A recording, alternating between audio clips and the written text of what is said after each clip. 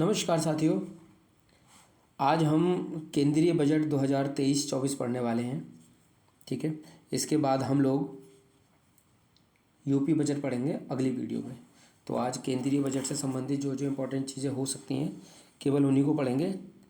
ज़्यादा चीज़ें, फालतू चीज़ें जो होंगी जो काम की नहीं है उन पर ध्यान नहीं देंगे। ठीक है, तो देखिए ये केंद्रीय बजट है 2023-24 का, जो कि हमारी वित्त मंत्री निर्मला सीतारमण जी ने 1 फरवरी 2023 को संसद में पेश किया था और ये अमृतकाल का पहला बजट है। इससे पहले मैं एक चीज़ आपको संवैधानिक जो प्रावधान है इससे संबंधित उनके बारे में बात कर लेते हैं। भारतीय संविधान का अनुच्छेद 112 इसके बारे में बात करता है बजट के बारे में। हालांकि संविधान में कहीं भी बजट शब्द का प्रयोग नहीं किया गया है। संविधान में इसके लिए वार्षिक वित्तीय विवरण शब्द का प्रयोग किया गया है। तो उससे संबंधित ये अनुच्छेद है आर्टिकल 112, जो कि केंद्रीय वार्षिक वित्तीय विवरण की बात करता है। अब आपको बताना है कि राज्यों में जो बजट जारी किया जाता है, राज्यों में जो वार्षिक वित्तीय विवरण है, उससे संबंधित अनुच्छेद कौन सा है, उसके बारे में आप नीचे कमेंट बॉक्स में बताएं। तो नेक्स्ट है, इस बजट में 3 चीज़ें ऐसी हैं जिन पर ध्यान केंद्रित किया गया है कि अगर उन चीज़ों को ज़्यादा सशक्त किया जाए तो हमारी जो अर्थव्यवस्था है वो सशक्त और अधिक समावेशी होगी। पहली बात हमने नागरिकों पे की गई है, नागरिकों में भी विशेषकर युवा वर्ग पर। दूसरा, जब हम युवा वर्ग पर बात करेंगे तो उनके रोजगार सृजन, इन सब चीज़ों पर ध्यान दिया जाएगा। तीसरा है आर्थिक सुस्थिरता को बढ़ावा देना। ठीक है, खैर ये चीज़ें पीटी के पॉइंट ऑफ व्यू से इंपॉर्टेंट नहीं है। मेंस वगैरह में अगर कहीं कुछ लिखना होता है तो वहाँ से ये सब चीज़ें लिख सकते हैं। और चौथी चीज़, अमृतकाल, जो कि भारत @100, जो हमारे 100 साल पूरे हो जाएंगे आज़ादी के, उसके बारे में कहा जा रहा है कि तो इसमें 4 मौके की ऐसी बात की गई है जो एक रूपांतरकारी हो सकते हैं, जो भारत को एक विकासशील देश से विकसित देश में बदल सकते हैं। तो यहाँ पर भारत @100 की बात की गई है क्योंकि 2047 तक भारत की स्वतंत्रता के 100 साल पूरे हो जाएंगे। तो 4 मौके कौन कौन से हैं? एक तो महिलाओं का आर्थिक सशक्तिकरण, जिसके लिए दीनदयाल अंत्योदय योजना शुरू की गई है और ये योजना जो है स्वयं सहायता समूहों को सहायता देने से संबंधित है। दूसरी है पीएम विश्वकर्मा कौशल सम्मान। जैसे कि पता होगा आपको, ये पारंपरिक कारीगरों और शिल्पकारों को वित्तीय सहायता प्रशिक्षण से संबंधित है। पर्यटन के क्षेत्र में हम लोग काम कर रहे हैं। दूसरा हरित विकास। ठीक है, ऐसी ऊर्जा के उत्पादन को बढ़ावा देना जो पर्यावरण के लिए नुकसानदायक ना हो। तो इन सब चीज़ों की बात की गई है। दूसरी चीज़, केंद्रीय बजट 2023-24 में भारत की आर्थिक विकास दर 7% रहने का अनुमान लगाया गया है। तो ये इम्पोर्टेंट है प्रीलिम्स के पॉइंट ऑफ व्यू से। इसके अलावा यहाँ पर ये 2 योजनाएं हैं, ये इंपॉर्टेंट थी प्रीलिम्स के पॉइंट ऑफ व्यू से। इसके अलावा और ज़्यादा जानने की ज़रूरत नहीं है। नेक्स्ट हम नीचे देख लेते हैं। तो हमारा जो टोटल बजट है वो कितना है? 45,03,097 करोड़। इतना हमारा टोटल बजट है। इस बजट डिजिट को भी याद रखेंगे आप, क्योंकि 2016 के एक बार एग्ज़ाम में पूछा जा चुका है बजट की डिजिट। हालांकि वो उत्तर प्रदेश का बजट था, लेकिन आप इसको भी ध्यान रख लें, किसी का फ़ोन नंबर समझ के याद कर लें तो आसानी से याद हो जाएगा। बाकी देखिए इसमें कुछ घाटे हैं अलग अलग प्रकार के। तो यहाँ पर एक राजकोषीय घाटा दिया हुआ है। इस बजट में अनुमान लगाया गया है कि ये राजकोषीय घाटा जीडीपी का 5.9% रहेगा। अब बात करते हैं कि राजकोषीय घाटा आखिर होता क्या है। देखिए, राजकोषीय घाटा जो है, बजट में दिखाए जाने वाले जितने भी घाटे होते हैं उनमें सबसे बड़ा घाटा जो होता है वो राजकोषीय घाटा ही होता है।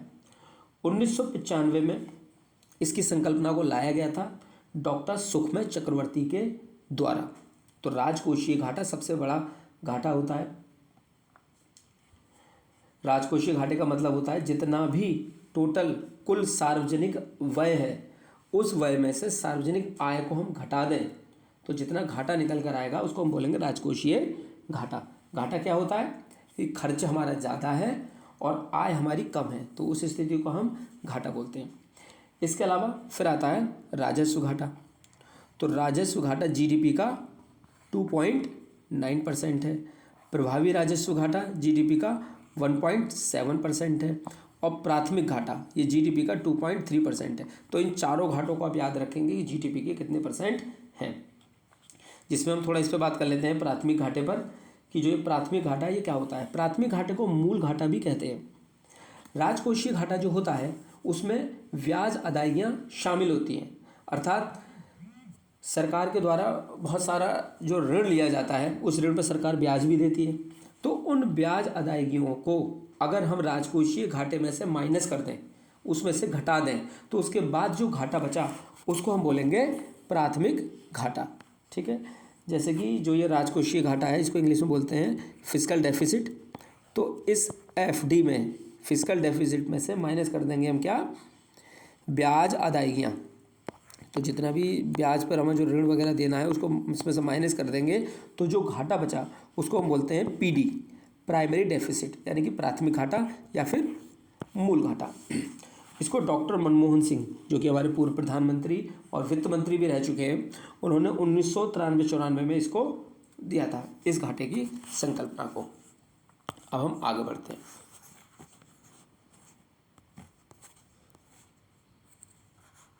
एक इम्पॉर्टेंट चीज़ ये है, सरकार ने 2025-26 तक लक्ष्य रखा है कि राजकोषीय घाटे को जीडीपी का 4.5% तक लेकर आए, जो कि अभी कितना है 5.9%। तो ये इंपॉर्टेंट चीज़ है पीटी के पॉइंट ऑफ व्यू से, इसको भी याद रखेंगे हम। और राज्यों को ये अनुमति दी है कि राज्यों का जितना जीएसडीपी होता है उसके 3.5%, 3.5% तक राजकोषीय घाटा वो रख सकते हैं, उसकी उतनी अनुमति उनको दी गई है। आप देखिए थोड़ा सा, और इसकी सबसे ज़्यादा जो पैसा आता है बजट में वो कहाँ से आता है, रुपया वो कहाँ से आता है। सबसे ज़्यादा आता है उधार और जो अन्न देयताएँ हैं वहाँ से आता है। जो हमने उधार वगैरह दे रखा है उस पर जो ब्याज वगैरह मिलेगा वहाँ से आता है। उधार वगैरह से जो हम लेते हैं पैसा सबसे ज़्यादा यहाँ से लिया जाता है। उसके अलावा जीएसटी से जितना पैसा इकट्ठा होता है ये दूसरे नंबर पे है। तीसरे नंबर पर है निगम कर, कॉरपोरेशन टैक्स, फिर इनकम टैक्स। तो ये इनका क्रम आप याद रखें, GST, corporation tax, income tax, ये क्रम है ज़्यादा से कम की ओर। हालांकि निगम कर और आयकर बराबर है। सबसे ज़्यादा रुपया हमारा खर्च कहाँ होता है, कहाँ जाता है, तो जो हमने उधार यहाँ पर लिया, जब हम उधार लेंगे तो उससे संबंधित ब्याज भी देंगे, तो सबसे ज़्यादा ब्याज हमारा जाता है। अब जो हमने जीएसटी इकट्ठा किया, उस जीएसटी से जो कर हमारा इकट्ठा हुआ है उसमें से बहुत सारा हिस्सा राज्यों को जाता है। तो करों और शुल्कों में राज्यों का जो हिस्सा है वो जाता है। केंद्रीय क्षेत्र की जो योजनाएं चल रही हैं वहाँ पे पैसा खर्च होता है। तो ये कुछ फील्ड हैं जिनको आप याद रखेंगे क्रम से, ऊपर के 3 यहाँ से और यहाँ से, इसको याद रखें। बजट 2023-24 में 7 प्राथमिकताओं की बात की गई है कि अगर हम इन पर ज़्यादा ध्यान देंगे तो हमारा जो देश है वो विकासशील अर्थव्यवस्था से विकसित अर्थव्यवस्था की ओर अग्रसर होगा। तो ये 7 क्षेत्र हैं, वैसे ज़्यादा जानने की आवश्यकता नहीं है इसको, लेकिन फिर भी थोड़ा थोड़ा देख लेते हैं। समावेशी विकास, अंतिम व्यक्ति तक पहुँच, अवसंरचना और निवेश, सक्षमता को सामने लाना, हरित विकास, युवा शक्ति और वित्तीय क्षेत्र। तो ये सप्तऋषि 7 प्राथमिकताएँ हैं।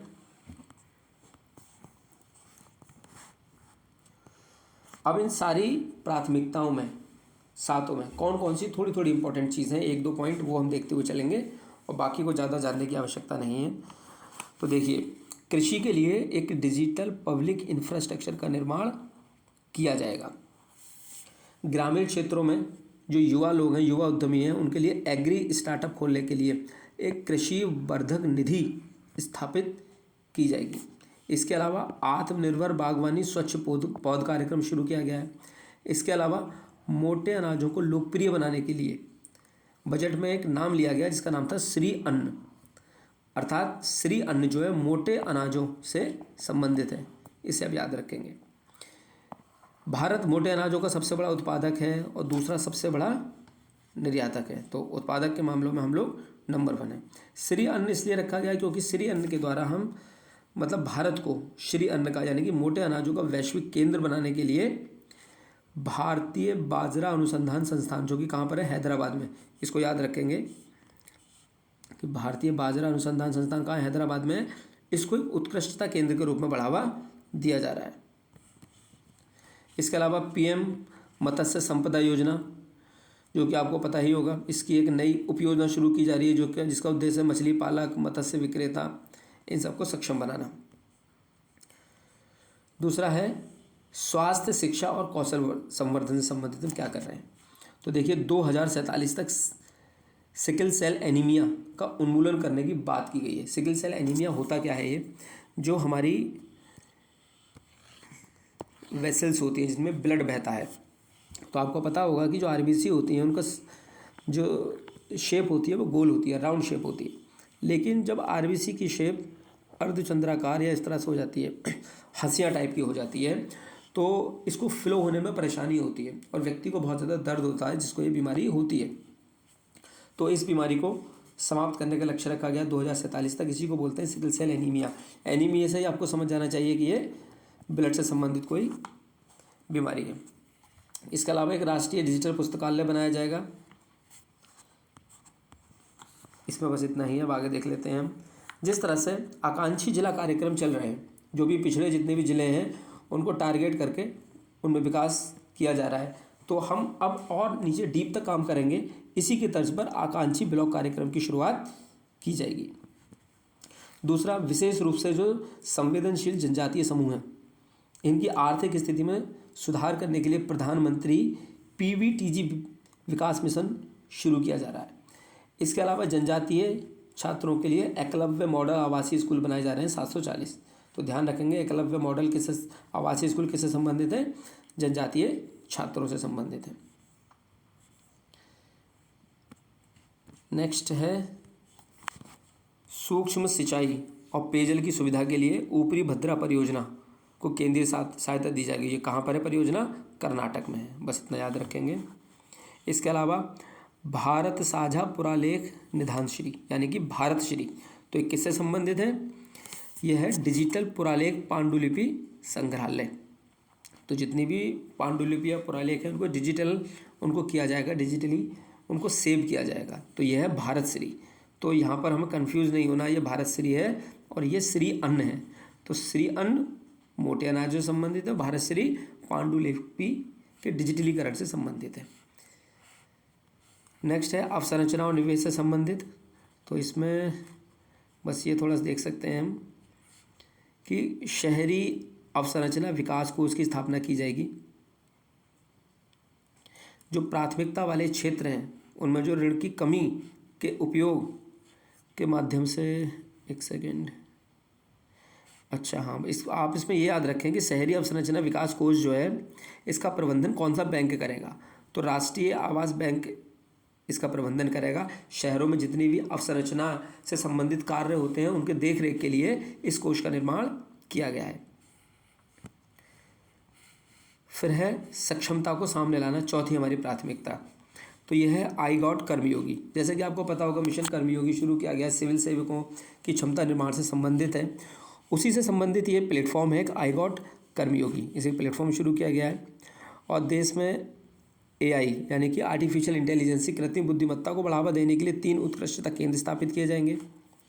स्टार्टअप, शिक्षाविदों और अनुसंधान शुरू करने के लिए एक राष्ट्रीय डाटा शासन नीति लाई जाएगी। ई न्यायालय परियोजना का तीसरा चरण शुरू किया जा रहा है। और 2 इंपॉर्टेंट चीज़ें हैं, इनको आप ध्यान रखेंगे। एक है विवाद से विश्वास 1 और एक है विवाद से विश्वास 2। तो विवाद से विश्वास 1 जो है वो एमएसएमई से संबंधित जो विवाद हैं उनके लिए है। दूसरी विवाद से विश्वास 2 जो है ये सरकार और सरकारी उपक्रमों से संबंधित जो विवाद हैं उनके लिए है। एमएसएमई बड़े बड़े व्यवसाय, इन सब के ट्रस्टों के प्रयोग के लिए एक निकाय डिजी लॉकर बनाया जाएगा। और 5G सेवाओं पर आधारित एप्लीकेशन विकसित करने के लिए 100 लैब्स स्थापित की जाएंगी। और इसमें ज़्यादा कुछ है नहीं, हरित विकास देख लेते हैं अब। राष्ट्रीय हरित हाइड्रोजन मिशन की शुरुआत की जाएगी। इसका टारगेट क्या है कि जीवाश्म ईंधन के आयात पर हमारी जो निर्भरता है उसको कम किया जाए और हम जो है अपने ही देश में हरित हाइड्रोजन से ज़्यादा ऊर्जा का उत्पादन करें। तो 2030 तक हमने 5 MMT के वार्षिक उत्पादन का लक्ष्य रखा है। जितना ज़्यादा हम हरित ऊर्जा का उत्पादन करेंगे उतना ही ज़्यादा जीवाश्म ईंधन पे जो हमारी निर्भरता है वो कम होती चली जाएगी। इसके अलावा एक पर्यावरण संरक्षण अधिनियम के तहत हरित ऋण कार्यक्रम भी शुरू किया जाएगा। फिर है PM प्रणाम। PM प्रणाम बहुत इंपॉर्टेंट है, इस पे ध्यान रखेंगे, इसको ध्यान देंगे। जो रासायनिक उर्वरक प्रयोग किए जाते हैं इन रासायनिक उर्वरकों का कम से कम प्रयोग किया जाए और इनकी जगह पर वैकल्पिक उर्वरक जो फर्टिलाइजर्स होते हैं या फिर बायो फर्टिलाइजर्स का ज़्यादा प्रयोग किया जाए। दूसरी चीज़, चक्रीय अर्थव्यवस्था को बढ़ावा देने के उद्देश्य से गोवर्धन, जिसको galvanising organic bio agro resources धन नामक योजना है, इसको शुरू किया गया है। इसमें निवेश किया जाएगा जिससे क्या होगा, 500 नए अपशिष्ट से आमदनी संयंत्र स्थापित किए जाएंगे। मतलब बहुत सारा जो वेस्ट प्रोडक्ट है उससे कुछ ऐसे यूजफुल प्रोडक्ट बनाए जाएंगे। अगले 3 सालों में 1 करोड़ किसानों को प्राकृतिक खेती अपनाने के लिए सहायता देगी सरकार। इसके अलावा जो इसमें बहुत इंपॉर्टेंट है वो ये है मिस्टी पहल, जो कि मैंग्रोव से संबंधित है। अमृत धरोहर योजना, ये आर्द्र भूमि और बायोडाइवर्सिटी से संबंधित है। तो अमृत धरोहर योजना और मिस्टी को ही ध्यान रखेंगे। नेक्स्ट है युवा शक्ति। तो आपको पता ही है प्रधानमंत्री कौशल विकास योजना चल रही है, उसका 4.0 वर्जन अब शुरू किया गया है, जिसके तहत इसमें बहुत सारी नई चीज़ें जोड़ी जाएंगी, जैसे कि industry, coding, artificial intelligence, robotics, 3D printing, इन सारी चीज़ों को शुरू किया जा रहा है। और इसमें कुछ ज़्यादा है नहीं। पर्यटन से संबंधित देख लेते हैं हम। तो पर्यटन में क्या है, हम पर्यटन पे ध्यान दे ही रहे हैं। अभी हमने देखा था कि 3 क्षेत्र जो ऐसे हैं जिन पर ज़्यादा फोकस किया जाए तो हमारा देश जो है विकसित अर्थव्यवस्था की ओर बढ़ेगा। तो पर्यटन पर ज़्यादा ध्यान दिया जा रहा है। इसी के तहत देखो अपना देश पहल शुरू की गई है, जिसके तहत बहुत सारे थीम आधारित हम पर्यटन सर्किटों का विकास कर रहे हैं। इसके लिए स्वदेश दर्शन योजना नाम की चर्चा जो है बजट भाषण में की गई थी। इसके अलावा एक वाइब्रेंट विलेज कार्यक्रम है। इसका मतलब है कि जो सीमावर्ती गाँव है वहाँ पर पर्यटन के बुनियादी ढांचों का विकास किया जाए। इसके अलावा यूनिटी मॉल स्थापित किए जा रहे हैं, जैसे कि जितने भी राज्य होते हैं उन राज्यों के जो प्रमुख उत्पाद हैं, जिस तरह से ODOP शुरू किया गया है उसी तरह से वहाँ के जो स्थानीय उत्पाद हैं उनके लिए कि मॉल, उनकी बिक्री के लिए मॉल जो है स्थापित किया जा रहा है पर्यटन केंद्रों के रूप में। इसके अलावा वित्तीय क्षेत्र में एक राष्ट्रीय वित्तीय सूचना रजिस्ट्री की स्थापना की जाएगी। और इसमें कुछ ज़्यादा है नहीं। ये देख सकते हैं हम कि आज़ादी का अमृत महोत्सव के स्मरण के रूप में मार्च 2025 तक 2 साल की अवधि के लिए एक नई लघु बचत योजना महिला सम्मान बचत प्रमाण पत्र उपलब्ध कराया जाएगा। 2 वर्ष की अवधि के लिए है। बस ये है, थोड़ा सा ये इम्पोर्टेंट और है कि मोबाइल फ़ोन का जो उत्पादन है वो हमारा 31 करोड़ यूनिट तक पहुंच गया है। भारत विश्व में स्टार्टअप के लिए तीसरा सबसे बड़ा इकोसिस्टम है। अगर हम 2014 से अब तक की भारत की उपलब्धियां देखें तो भारत 9 सालों में दुनिया की 10वीं अर्थव्यवस्था से 5वीं सबसे बड़ी अर्थव्यवस्था बन गया है। प्रधानमंत्री जनधन योजना के तहत 47.8 करोड़ बैंक खाते खोले गए हैं। खैर ये सारी चीज़ें मेंस वगैरह के पॉइंट ऑफ व्यू से इंपॉर्टेंट हैं, पीटी वगैरह के लिए इतनी ज़्यादा इंपॉर्टेंट नहीं है। देख लेते हैं इसमें आगे और क्या है। हाँ, ये एक थोड़ा सा इम्पोर्टेंट पॉइंट है कि नई कर व्यवस्था में 7 लाख रुपए तक आय वाले जो व्यक्ति हैं उनको कोई भी कर का भुगतान नहीं करना होगा। इसको याद रखेंगे आप। इसके अलावा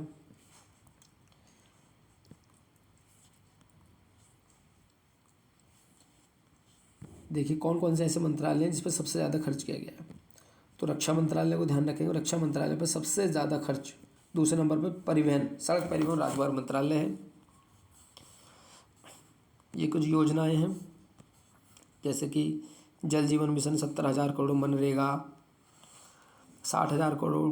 प्रधानमंत्री किसान सम्मान निधि 60,000 करोड़, इस पर इतना पैसा दिया गया है।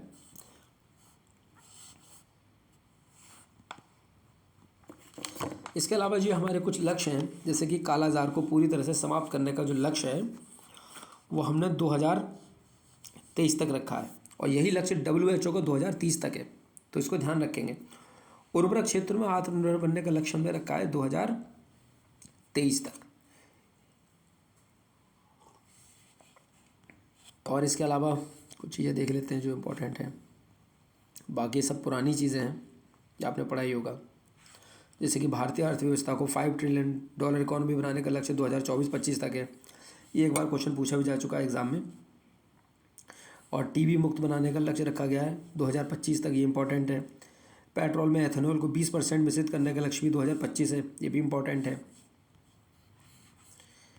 इसके अलावा इलेक्ट्रिक वाहनों पर हम बहुत ज़्यादा ध्यान दे रहे हैं, तो ये इंपॉर्टेंट हो जाता है कि 30% इलेक्ट्रिक वाहन करने का लक्ष्य रखा है हमने 2030 तक, 30% 2030।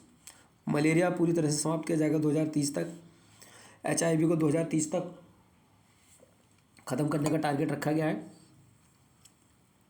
और ऊर्जा के क्षेत्र में हम आत्मनिर्भर बनाने का लक्ष्य 2047 तक, क्योंकि हम भारत @100 की बात कर रहे हैं। जब 100 वर्ष पूरे हो जाएंगे हमारी आज़ादी को, तो तब तक की बात है।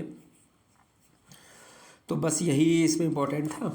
बाकी अगली वीडियो में हम यूपी का जो बजट है उसके बारे में चर्चा करेंगे। तब तक के लिए ऑल द बेस्ट। जय हिंद।